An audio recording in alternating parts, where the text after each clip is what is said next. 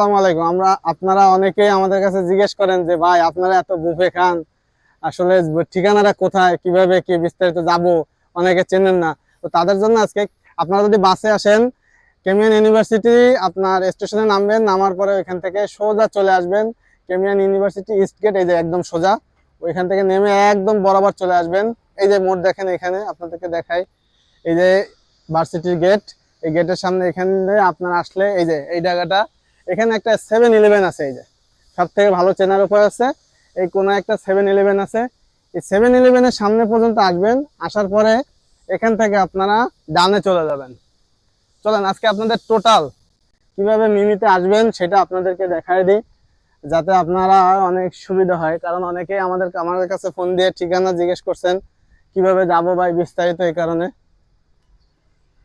So আসলে বিদেশের মাটিতে দেখেন, আমরা তো তাদের কাছ থেকে কোনো টাকা পাই না, কোনো প্রচারের কোনো সিস্টেম এটা নাই।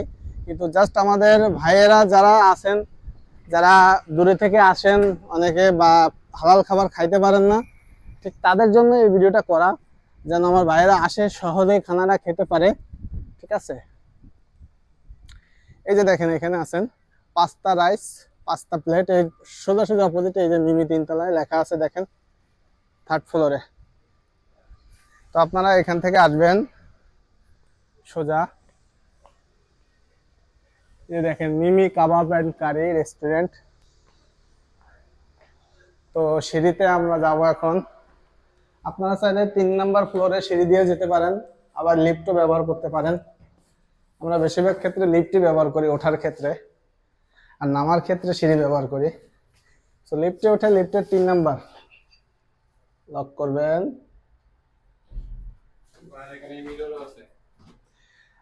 লিফটে আসলে একটা অন্যরকম মজা। আপনারা বাংলাদেশে যারা সিঁড়িতে উঠলে একটু কষ্ট লাগবে, স্বাভাবিক।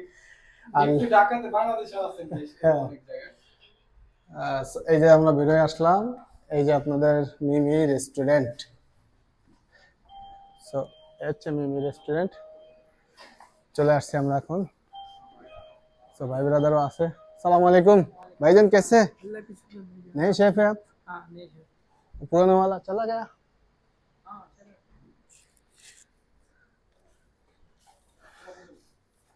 कोई हाँ ভাই গেলাম, খিদে লাগিয়ে গেছে আমার। আচ্ছা, এই হচ্ছে আমাদের টোটাল রেস্টুরেন্ট। আপনারা এখানে আসবেন, এই যে দেখেন বুফে চলতেছে, শনি এবং রবিবার বুফে চলে। আর এখানে একটু সস্তা পাবেন অন্যান্য জায়গা থেকে।